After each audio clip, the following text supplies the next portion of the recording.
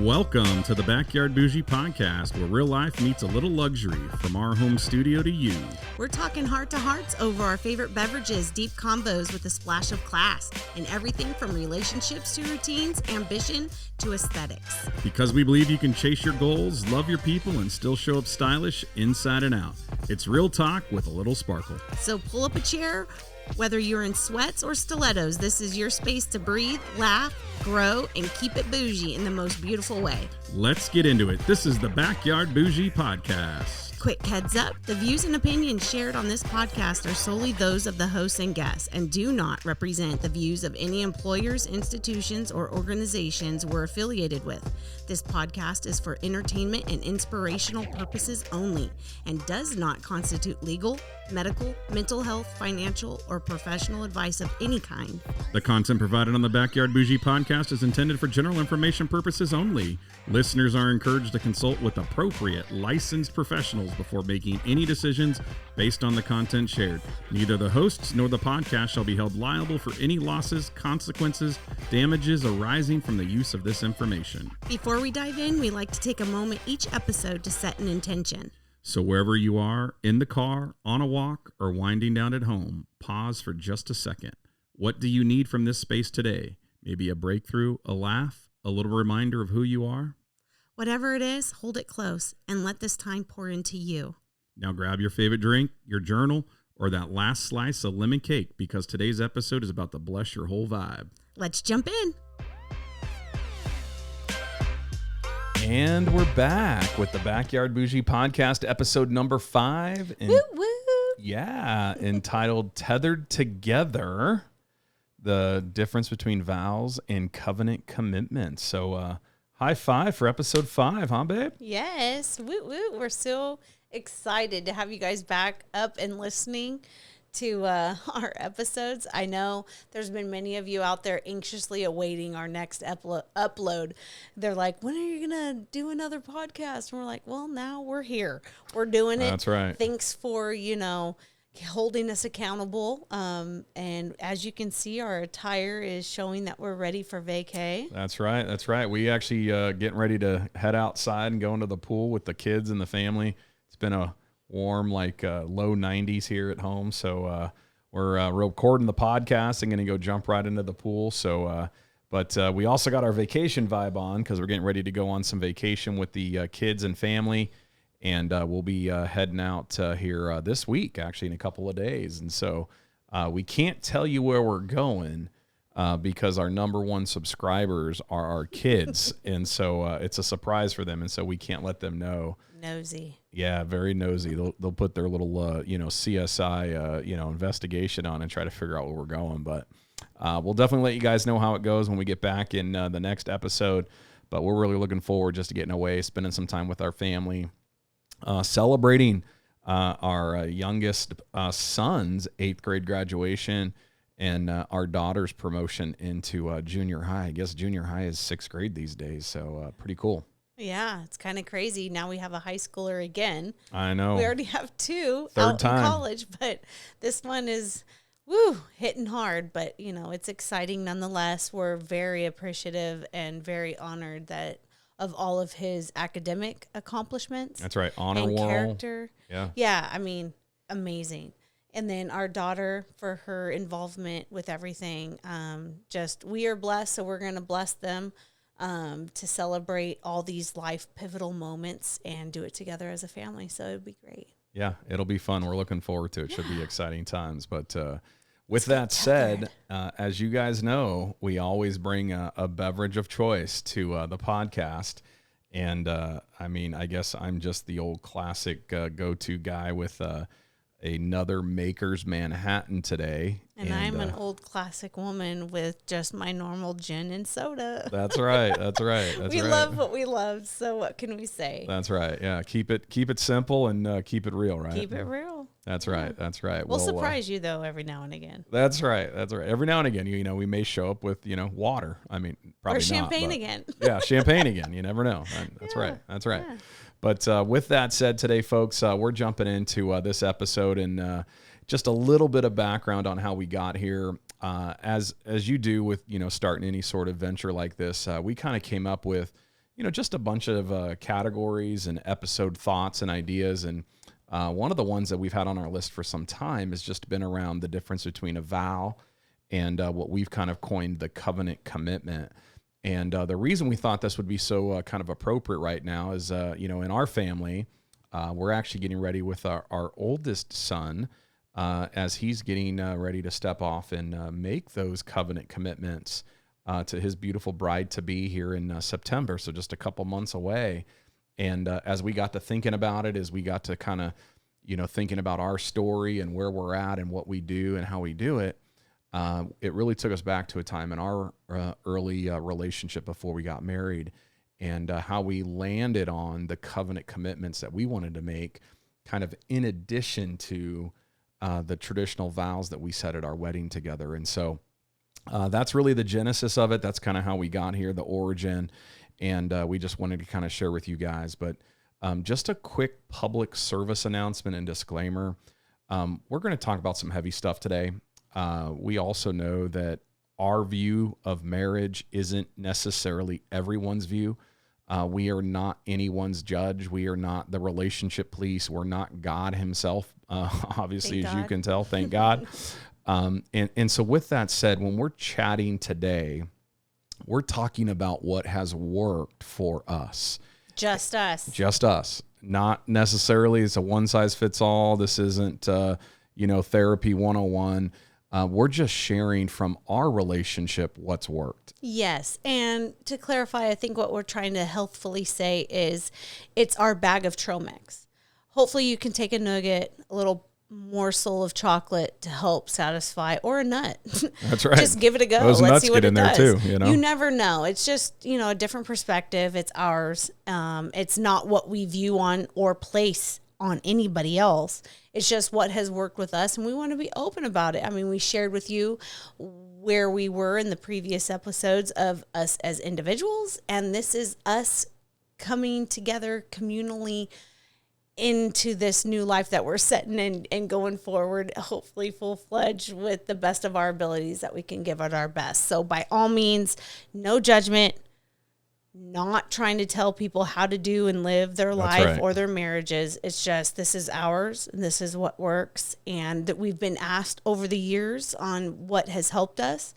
And we're going to transparently tell you and share with you. So this is just us being genuine and transparent of where we view this. That's right. That's Yes. right. Yeah. And it's only our story, Yes. folks. It's not necessarily meant for everyone. We get that. We totally understand. But this is truly what has worked for us. And I think the last thing that we'll say is, and for those of you who've listened to some previous episodes, you know that I am also kind of the, I don't know if victim's the right way to say it, but I definitely grew up in a household that was a divorced home.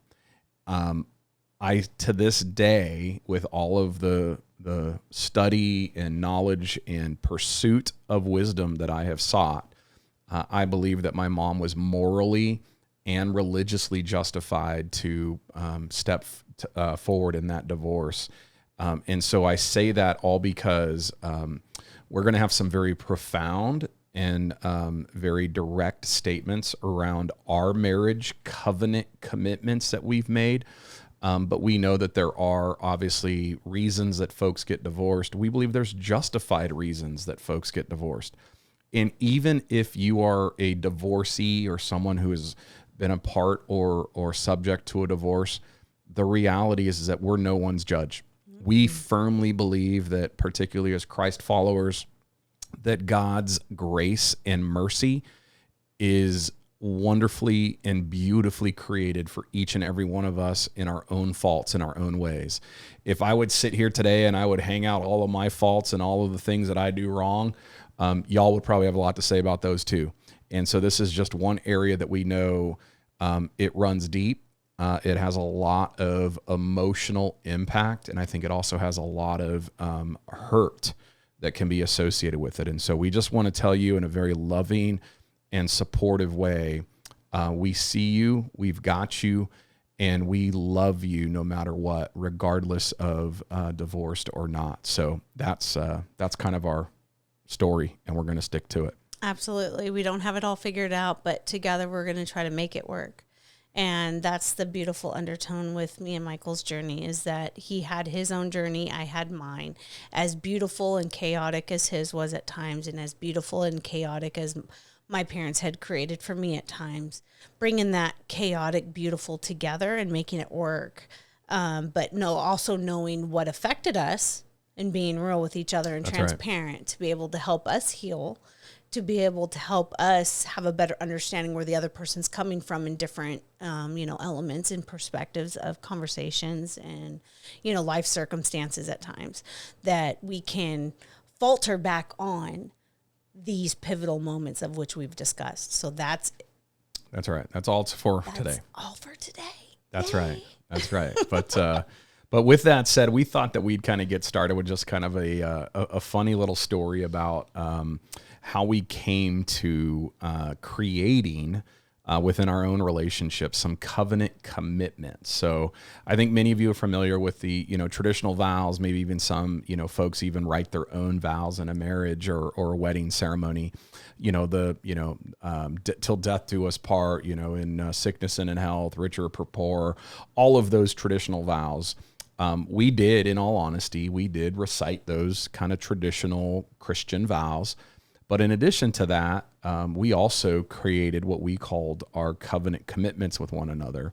And the reason we did that is because we were very young when we were getting married. I was 20 and, babe, you were 19. And the pastor who was marrying us, he was our childhood pastor. We grew up in his church. And we opted, and I guess I could say it was a choice, but really he wouldn't have married us if we didn't do it.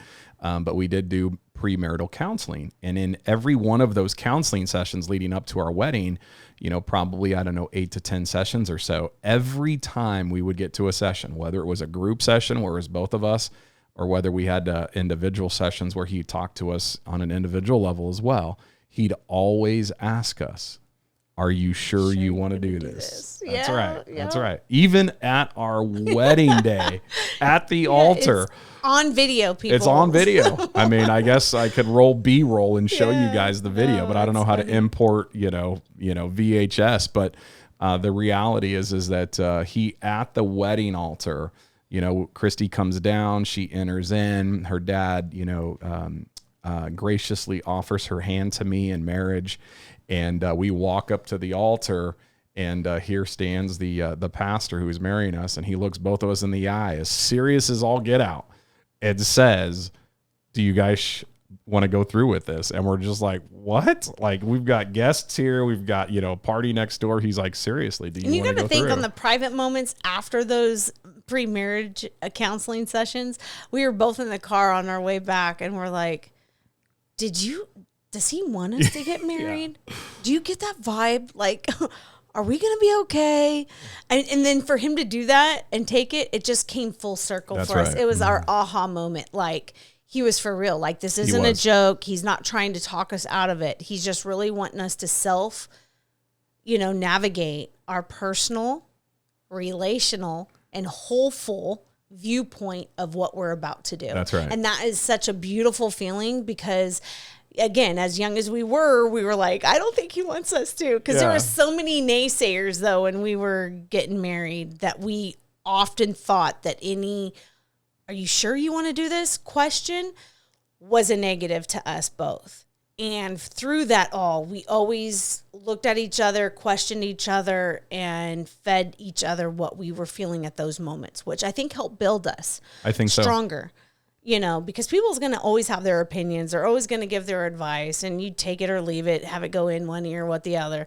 But, that's like our trail mix. Yes. You can take the morsels or you can leave them. You can eat just the, M&Ms, or you can leave the nuts. I don't know. Eat the raisins. Whatever you want to do. Just, this is our little tidbit of the beauty of the full circle of, are you ready to do this? That's right. Yeah. Do you want to do this? And he was, I mean, obviously we did it, so I don't know, but I think he was serious. Like, I think he would have been the courageous one for us that, had we got to that point at the altar, hopefully we had that conversation before, But had we gotten to that point at the altar and we had different, kind of thoughts about it, I think he would have taken the brunt of people's disappointment for us. But that's really kind of how we got here. In every one of those sessions, it really triggered for us a opportunity to think about, what are we committing to? What kind of covenant do we really want to embrace for ourselves? And so as part of that, we decided that we were going to come up with our own 3, what we call covenant commitments, that we made to each other on our wedding day. And we continue to, with God's grace and with each other's, support, we've lived out for, now the better part of 25 years. But why don't you share with the listeners, babe, what our first covenant commitment was? Our first covenant commitment was to never go to bed angry. Yes, never go to bed angry. Don't let the sun go down on you. That's right. Absolutely, because no matter what it was, self-discover. Like, is this really worth it? It's kind of like the bickering in the car. No matter what seat the child sits in, it arrives at the destination at the same time. It's going to get there no matter what, folks. So whether you're sitting in the front, the middle, or the back, you're going to arrive there at the same time. But it can be very chaotic and stressful at times. It can. But with that's childhood drama, talking about relational. I mean, it still happens because we can be childish at times too. Absolutely, and we are. Very selfish. Because when we stand up there and do our vows and commitments and covenants, it's more of being selfless. You let that part down to allow that other part to fill in, so you can better commune with each other in life. Yes. So you understand me, I understand you. But if you always are full of yourself, how are you ever going to let that other person in? Yes. And so that's the beauty of it, that through every argument and transparency, it was like, okay, so if we're arguing about something, whatever it is, I mean, half the arguments we can never you never remember what they were anyway. So we can never reconvene on it. But you're so adamant in the moment. And so the beauty of it, taking that pause and just saying, okay, we're going to agree to disagree, or we're just going to, so we can go at peace, get a good night's rest, and be level-minded in the morning to do a healthy reset. Yeah. We're not going to allow this to weigh on us. We're going to love each other through our differences, and then we'll reconvene and talk about what those differences are if we need be. And 9 out of 10, we That's never right. reconvened. And that is just so crazy on the little tidbits that somebody or the outside world wants to put pressures on marriage. And so that's really hard. So for us, never go to bed angry, because you never know what tomorrow's going to hold. Is that That's other right. loved one going to wake up? What's the experience is going to be like? Is it really worth it? Was it, a job opportunity? Was it a circumstance of which you had to change travel arrangements and now you can't take that ideal family vacation? Or, it could be a lot of things, but it's just like, let's take the pause and let's hear each other out and just not go to bed angry with each other, just to agree to disagree for this moment. Not to sweep it under the rug. That's right. That's not what I'm saying, because we don't want to sweep things under the rug, because eventually that rug is going to create a hill, and then you're going to have to sweep that. And you'll stub your toe at it at night. You'll have to whack the rag. That's right. But, anyways, what I'm saying is that it's just, you just really got to beautifully take that pause and allow the night to just be able to transform a better perspective and a whole-mindedness. Not in the moment angry. Yeah. And I think, look, as I think you're describing, it doesn't mean that every argument we have, we resolve before we go to bed. No. Right? It just means that we're making a conscious, intentional decision to enter our sleep in covenant. It doesn't mean that we agree with one another. It doesn't mean that, hey, I'm wrong, she's right, or she's wrong and I'm right. It just means that, hey, we understand there's a disagreement, there's an argument, whatever it may be, and we've got to get to bed, right? Especially as we've gotten older. Like, I don't want to stay up until 2:00 in the morning, deciding, why the walls in the bathroom are one color versus another. That's just not an argument I'm willing to stay up for. And so we will get to an impasse, and we have agreed that we are going to say, hey, it sounds like this is a topic we need to discuss further. Let's take a pause. Let's go away together and come back and reconvene and discuss where we need to be. Get but more in the meantime, clarity and pause. In the meantime, let's love each other in covenant. Let's kiss. Let's, maybe do something else. And then we'll go to bed. There's been many moments that, he would say those things and I'm still holding on. And just that hand embrace in bed or that leg on leg. And I'm rejecting it. And he's like, hey, what did we say? It's that remember, that symbol. And I was like, you know what? That is absolutely true. I'm still hanging on with it. I did not let it go. Not let it go. I'm not putting a pin on it and let's revisit it later. That's what I needed to do is let's set the indifference aside. I still love you. I still love you as a human, you as a husband and a partner and a friend and a father. I needed to embrace that part of me. The other part of me needs to go on a billboard and just pin it and let's revisit that. Yeah, we'll come back to it. Yes, absolutely. And so there is moments like we all struggle. We're not perfect. We don't say, oh, okay, well, time out. Let's go to bed. No, it's a process. And we've both had to regulate our flesh, many a times to make sure that we can settle. So that's what we're saying is it's unique. It has worked many a times for us. And some of the times we go back and we have no idea what we were arguing about. Yeah. And again, folks, this isn't the Sunshines and Rainbows podcast. You've tuned into the wrong one. This is real talk, real bougie style. But what this means is that at the end of the day, we have had a number of arguments, right? Heated arguments. We get it. We're married, right? Like who in a marriage doesn't have heated arguments?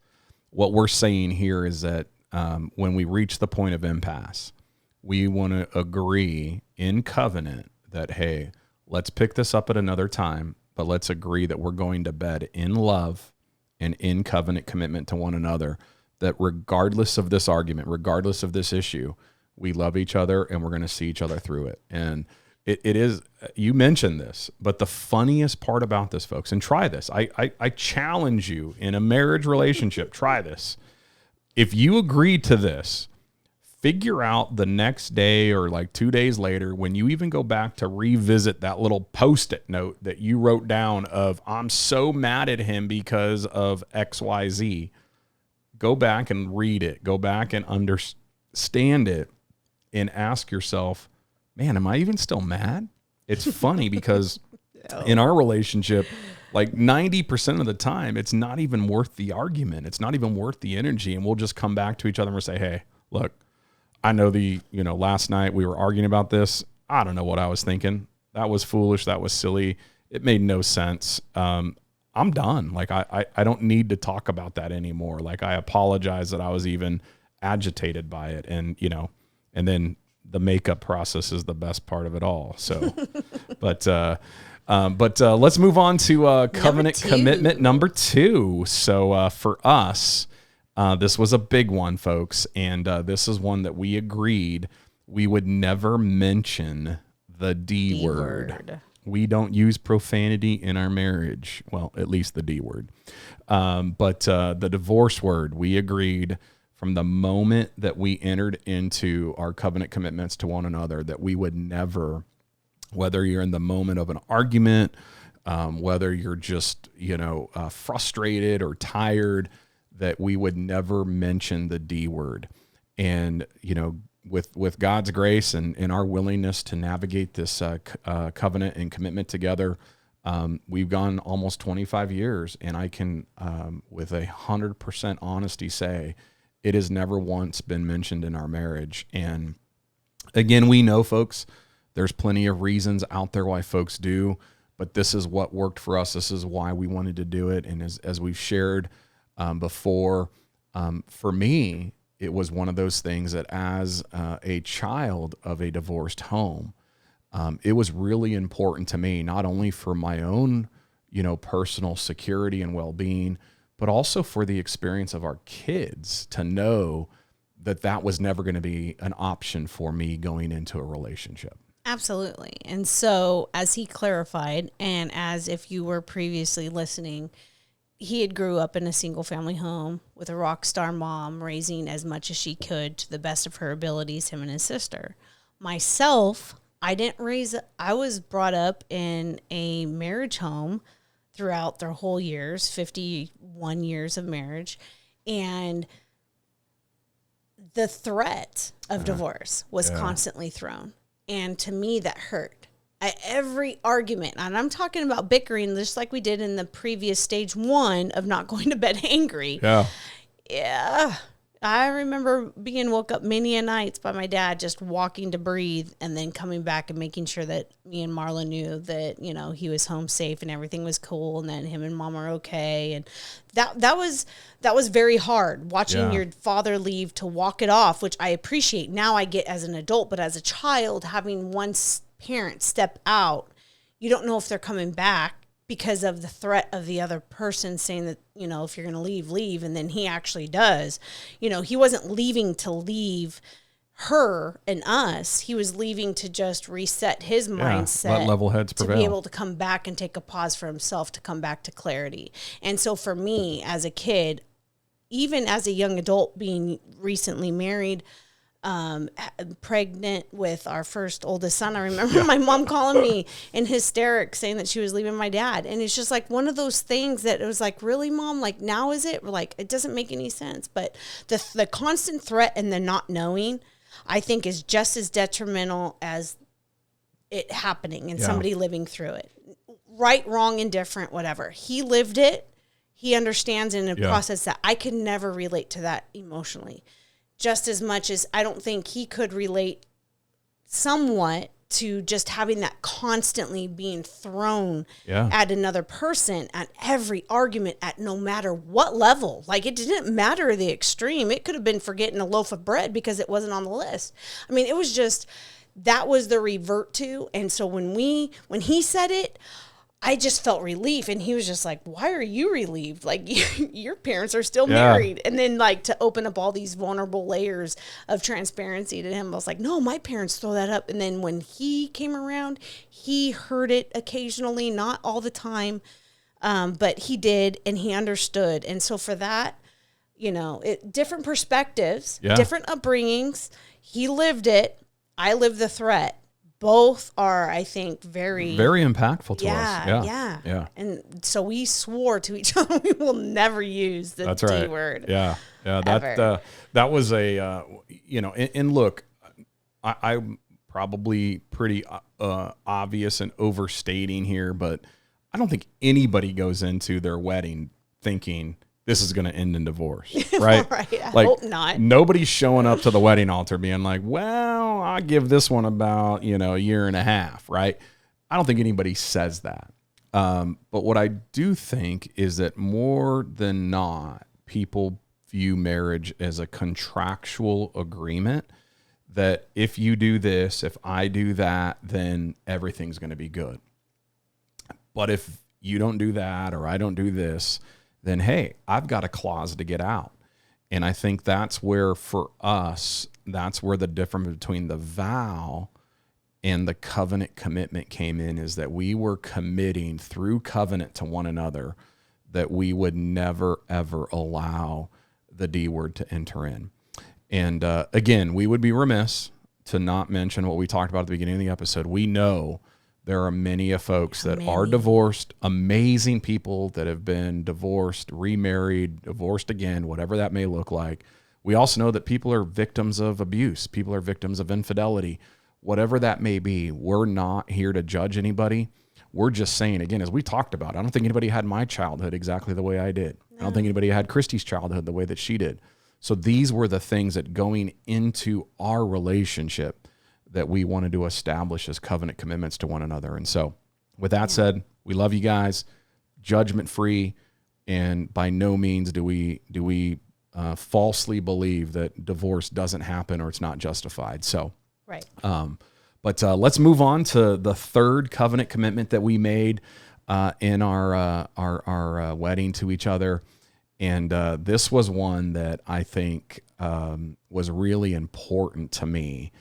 And I know we landed on it, but it was around being able to be 100% available for each other, both mentally, physically, spiritually, emotionally, and sexually. Bow chicka bow wow. But the reason that we landed here, I think, and I'll share with me as a, again, not to be all therapeutic here in my childhood, but the reality is that as a kid growing up, you oftentimes in a single parent home, I had a lot of letdowns and a lot of disappointments in people who, didn't follow through, people who, didn't stick out tough things when things got tough, they got going. And for me, it was, hey, I want us to be committed and in covenant to always be available for each other. And that was in all of those aspects, spiritually, mentally, physically, emotionally, and sexually. That was really important. And having been on the receiving end of the lack of that availability of different people in your life, I wanted to make sure that to the person who was the most important and valued in my life, that not only was I available to you, but that you in turn were reciprocating that availability to me. Absolutely. Absolutely. And in my household, I had raised with that when we had brought it up for discussion. My concern, heavy concern, was, both my sets of grandparents on both sides, my mom's mom and dad and my dad's mom and dad, both slept in different rooms. Yeah. And then when I was growing up, my mom had a back injury. Then over time, she ended up throwing blood clots, which I had discussed in a different episode. And all that life journey led her to sleeping in a recliner. But my dad worked his butt off and worked so hard 7 days a week. I get it now, but it was still a concern. And it still concerns me. But there was no options back then as there are today in sleeping arrangements. But my dad had to get his sleep so he could function and pay the bills and go to work, that he would sleep in the room and my mom would sleep in the family room. But it concerned me because as a child, I'm looking back and I'm thinking, dang, I go to this grandparent's house and this grandparent's house, and both of them are, communing differently. And then I go to mine, and mine are now too. It's just like, I don't want that. I don't want to get married and then sleep in different rooms. Wasn't this the whole purpose of intimacy? It drew a lot of question, a lot of heaviness, because it almost seemed like a norm. Yeah. A norm was setting in, and I was like, oh no, I do not want this norm. And so for him, he was just like, wow, that's so true. I don't want that either. But we also know that there's a lot of medical situations that we know that, they can happen. Yes. Right. Life-altering situations, accidents. Accidents can happen. Unpredictables. Yes. Like my mom. But you don't know. And so we're not saying, but it's like at all contexts, I think my grandparents, there was no medical issue there. And so for me, I don't know if it was a generational thing or whatever, but for me as a child trying to process it, I see the, very It was redundant. Unique. It's like just routine. Like, this is just what you do. You get to a certain age and you sleep in different rooms. I was like, I do not want that. I want to be intimate with you. I want to commune with you. Like, this is my understanding from what I personally developed, from my personal relationship, from my growth, that I want to commune with you personally, intimately, and emotionally. And I can't do that when you're in another room. Right. You might as well be in another building. Yeah. And that's no fun either. But and look, I think the key here, it's funny because I think about we were on a cruise one time, and they do that whole love and marriage game, and they pick 3 couples from the audience, and one of the couples is always the couple who's been married the longest in the entire audience. And this particular couple gets up there. I think they'd been married like 63 years or something.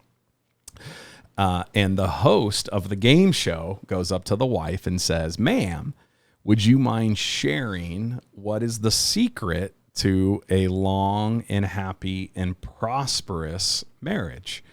And she said in front of, I don't know, several hundred people in this game show, she said, in all of my years of marriage, I've never had a headache.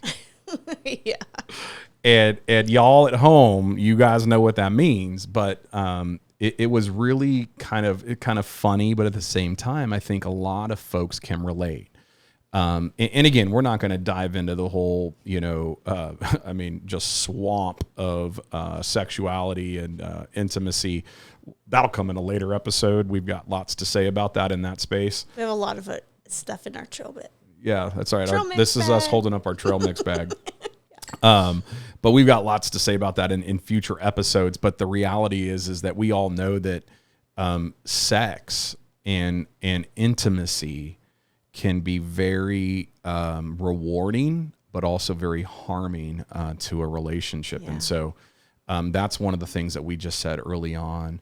Hey, we want to be very, very aware and committed to the fact that we want to always be present, always available, and always willing to engage, regardless of what that looks like. Now, look, the one thing we will say about that is that doesn't mean that, you come home and you're tired or you've had a long weekend and, one partner's tired versus another partner. That doesn't mean that you just, make yourself available for whatever, an hour-long conversation about something or another. It means that you're intentional and you're under covenant about, hey, babe, I understand that you've got a lot to probably say about your day-to-day. It sounds like it was an amazing day. But, man, I'm really exhausted from whatever today was. Why don't you say, so I can give you 100% of my attention, why don't you say we revisit this conversation? Give me about 30 minutes or so to decompress. Maybe grab a Manhattan. And let's revisit that conversation. And the more you do that, the more you get to know one another. And I'd tell you, and this isn't like some fantasy dream, but now more than ever, like those conversations don't even have to happen very much anymore because you know each other. You start to learn and understand where each other's at. And hey, you know what? She just got back from a stressful situation at a PTO meeting. Or an 8th grade graduation. Chaperone trip where you're chaperoning 13 and 14-year-old kids in San Francisco for 2 days. They just need a moment, right? They need their own personal rejuvenating time and space, and you let them have it. You give it to them, and then you can jump into whatever it is that you need to be available for. But that's also, in our opinion, being available for each other, right? I'm going to be available to take care of the other things while she's available for herself, for her own personal me time. And similar, she does that for me, beyond what I do for her, right? You walk home, you're stressed out, you had a long day at work, long week at work. Sometimes I'm traveling for weeks at times. You come home and all you want to do is just not people anymore. That's all you do for work is people and talk and talk and talk and talk some more. Sometimes you just want to sit and listen to some music and listen to some vinyls and just decompress for a minute. And you get to the point where you start to know and pick up on those signals from each other and you get there. But yeah, that's really been our biggest covenant commitment, I think, that we probably have put into action. I think the other two were really convictions that we turned into covenants with one another that we knew we were going to make and follow through on for our relationship together. Yeah, absolutely. I think you hit the nail on the head. It's just been crazy. It's a whirlwind. And, you never know what each day is going to bring because we don't hold the little magic globe to see what we're going to all face. But to just do a healthy balance and check in that if, you're, depleted and the other one is traveling or has a stressful job, that they're going to come probably depleted at some point. Yeah. And it's just trying to, again, remove some of that selfishness, to be selfless, to have the other person pour into you, to help hear what they're saying, even if they don't say anything. Yeah. Just taking a pause and saying, oh, wow, my husband looks exhausted. There must be something mentally kind of going on with him. I'm not going to just all my stuff on him.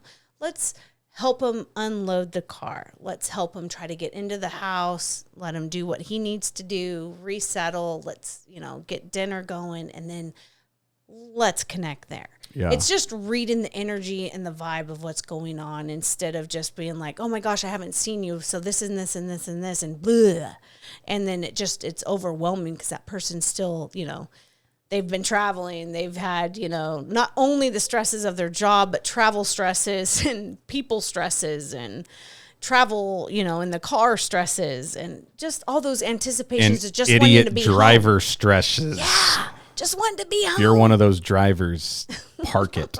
Yeah, it's been crazy, but, it's just reading the other person and just trying to really understand being selfless. Yeah, no, it really is. And, one of the things that I would say too is for our relationship, right? Not everybody's, but for our relationship, I also appreciate the fact that I'm not oblivious, listeners and particular other moms and husbands out there. I'm not oblivious to the fact that I know it's easy to think, oh, I work and I've got this stressful job. That doesn't mean that I leave and there's not stress at the house. The stresses here sometimes are worse because there's way more at stake, right? You're raising your kids, right? You're trying to be all things to our children. Sometimes I'm gone for a week at a time. And I'm not oblivious to the fact that while I'm away working, I know I'm not coming home to, oh, my wife's just been, sitting around eating bonbons and reading the Reader's Digest. Does the Reader Digest still exist? It is. It does. Yeah. But that my wife hasn't been, sitting around eating bonbons and reading the Reader's Digest all week either, right? I know that there's been a significant investment of time, energy, support, right? Really serving the role of at times both parents because I'm not there, and being able to do that with unbelievable results and outcomes for our kids. I'm not oblivious to the fact that doesn't just come without, stress and hard work. And so if there's anything I'd encourage for folks out there that have a similar home life to what we have is men, women, if you're the traveling partner, don't think that when you come home that they've just been hanging out and, chilling back and, scrolling Reader's Digest all week. Know that to me is probably way more difficult and way more challenging than what I've gone and done, right? I get to go away. I get to, not have to deal with that stuff. And the reality is that it doesn't just leave because I'm gone. Right. Oh, you just made my heart melt. Oh, is it melting? It is. Oh, is it made out of chocolate? It's mush. It's mush. Mush. Yeah, no. I mean, it's been definitely hard. We have two sets of kids. We have an older set and a younger set. And, again, it doesn't matter. Even if you have 4 youngers or 4 olders, it doesn't matter. Or just one. Or just one, yeah. You're One's enough. pouring into that one, but you're also trying to find space for yourself. Yeah. And which is really hard. And then, with our journey, I had to, briefly had to help balance with my parents. And so for a moment in time, I don't really know where I was with all that, and thankful for the grace and the love that you had provided, hun, in that aspect, and the kids, and but yeah, just being there emotionally and not underestimating the person that is staying at home, because it is hard. We struggle every day of not providing.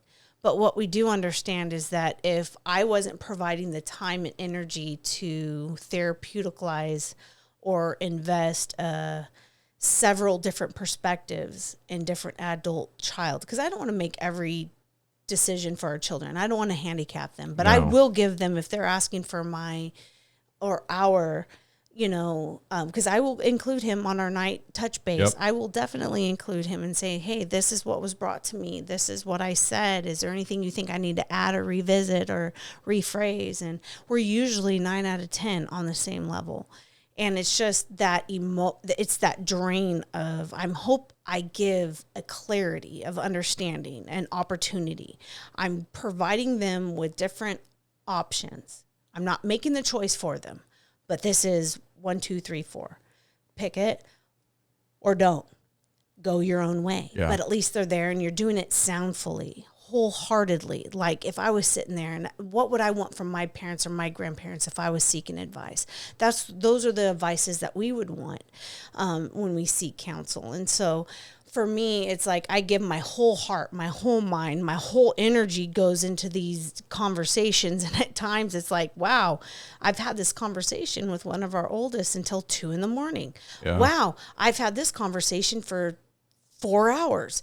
Wow. And yet we have 2 younger ones that still are wanting mom's time. Yeah. After I've already divided that time. And still need to be taken to school at 7:30 in the morning, even though you're up to 2 with the older ones, right? Yeah, it's just that healthy balance that you want to be mom.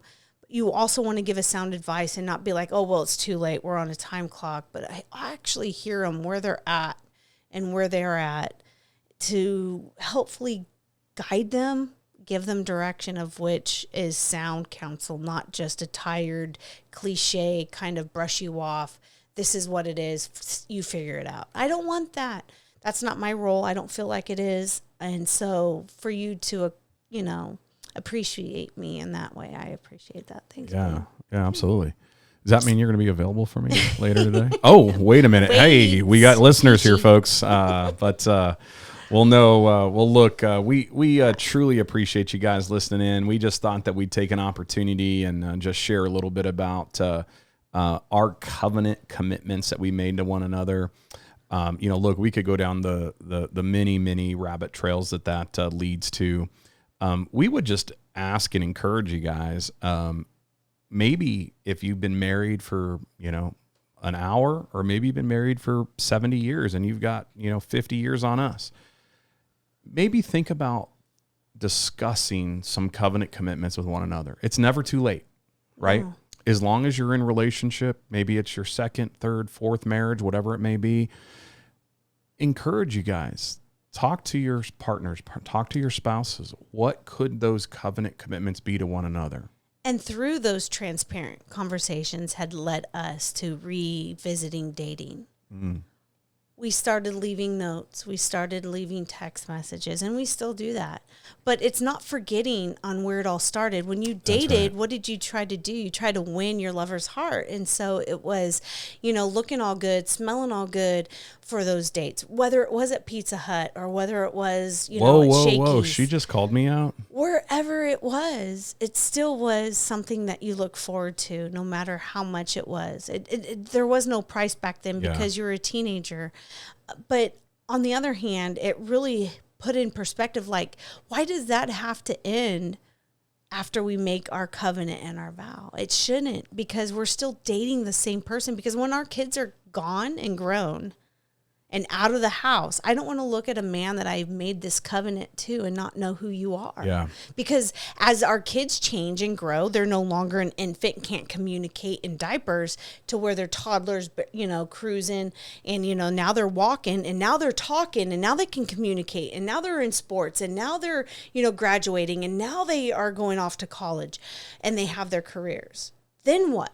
That's because right. What's left? As you grow with those kids, yes, it's important to be in those pivotal moments. I'm not saying to have your kids grow up by themselves. Trust me, no, I'm not. I'm saying, how do you communally do that by having your presence with your kids, but also have a healthy balance by saying, you know what, kids, you don't need to go out with your friends tonight. You can come home, have the pizza in the freezer, hang out here, because Dad and I are going to do a date night. That's right. And so it's one of those things that covenant allowed us to hold each other in that aspect of, no, this is important because I made this covenant to you. Let's reflect on what started the fire originally. Yeah. And I think too, and I'm just going to call out the men out there. If you're not dating your spouse, regardless of how long you've been married, shame on us, because we all know that if we're looking to get into a relationship with someone, regardless of what the motivation is, and you can read between the lines, men, but if you are not dating your spouse, shame on you, shame on us, because the reality is that if we were looking to get into a relationship with our spouse today and we weren't married, we would date them. We would do all those niceties to try to win their heart over. And why is it that because we enter into a marriage that we stop trying to win the hearts of our wives. And I think it's really important that regardless of what we do, that we are constantly dating our spouses. And the last thing I'll say about this, because I'm getting a little preachy, because I'm pretty passionate about this, dudes. It's hilarious to me because we will walk out of our bedroom and, we don't tell our kids everything. We don't have one of those fancy family calendars, and kudos to all of you OCD planners that do. We don't have one, but we'll walk out of our bedroom and we'll be dressed up to go on a date. And this is like the beauty of what we believe is modeling the right behaviors with our kids, is all of our kids will look at us and say, oh, where are you going on a date? Because they know that, hey, when mom and dad dress up, and it's a frequent thing, I'm saying sometimes 3-4 times a month, we're doing it. We don't quite get it every week, but at least 3 out of 4 weeks a month we do. The kids know dad and mom are going on a date. Or even if we just do a pool day, or even if mom knows that I'm not going to get my date night because just his schedule is crazy. And and he's wanting to connect with the kids too before he leaves. Yeah. So how do we kind of creatively do this? I'll be creative and I will dress up as if I'm going on a date, but he can date me here at the house. Yeah. Even though I'm making dinner, and I'll still dress up while I'm making his dinner. And he's just like, oh, and it's not to make him feel guilty. It's, no. Hey, I'm make here. me to feel welcome at home. Yes. It's like you can be creative. Sometimes life schedules are just so freaking chaotic. And if you are balancing anything with sports, careers, college, high school, elementary, anything of that realm, any two, pick it. It's still chaotic. It doesn't have to be, 4 kids plus. I'm saying any life can be chaotic for any element. That's if right. You can just be creative and think outside the box of what started that flame and be creative with it. I'm just saying that if I know that I can't go out with my boo, then I will. If I'm staying in, I'm going to try to, just dress up a little bit for him. Yeah. And he likes it. It's kind of flirtatious because it'll be even funny. They'll see dad come out, but then they'll ask me and they're like, Mom, where are you going? I'm like, I'm here. That's right. So That's those right. comments, they still recognize that mom's dressing up. She must be going somewhere, but I'm trying to teach them that you don't have to go somewhere to dress up, even if it's the simplicity of just being at home and having your cocktails, or even, having a nice sit down dinner with the family, but we're looking across the table from each other like we are in a date in a different element. It's just beautiful. It's what you make of it, right, babe?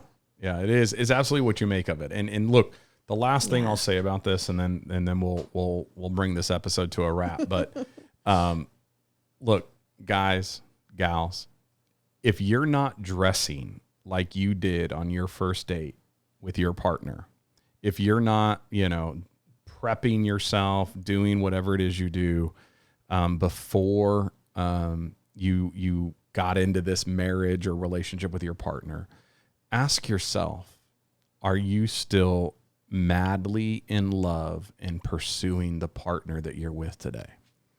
Because I think we all know that oftentimes we get a little lazy, we get a little complacent, we get comfortable, and we miss out on some of those things. And it's not all vanity, right? It's not all about the glamour and the ritziness of it all. Look, we are the Backyard Bougie podcast for a reason, because we do think we're a little bougie in some senses. But the reality is that I think there's a lot of us out there that don't date and appreciate our partners the way that we did when we were first in pursuit of them. Now that we've won the prize, sometimes we're not willing to continue to keep the prize. So just a little food for thought, hopefully something to challenge you and keep you with that fire of intimacy in your relationship. So, but with that said, folks, we are so thankful that you decided to join us today. If you liked this episode or you got anything out of it, one, we'd love for you to like, subscribe, and share on all of your favorite podcasting formats. If you would like, please write us a review. It goes a long way. Several of you guys have already sent comments and suggestions out. That's why we've made some adjustments here recently. So please keep those coming. But please share this. If there's somebody in your life or in your family that you think may benefit from this or get a little bit of laughter, encouragement, support out of it, please do that. But also, if you would be so kind to subscribe, the subscription to both YouTube and all of the podcast platforms really helps us out there. Not to get into all of the analytics behind it, but there's so much that goes into, how you get ranked and rated in some of those things. And even just some family is searching for the Backyard Bougie podcast and can't find it because we don't have yet enough of those subscribers to hit the search engine. So if you could, please subscribe. We will never, ever, ever do anything than love on you and appreciate you for your subscription. So thanks for what you guys do. And thanks for always tuning in and encouraging us. And as like we like to say around here at the Backyard Bougie, stay bougie and stay real. Salute. Salute.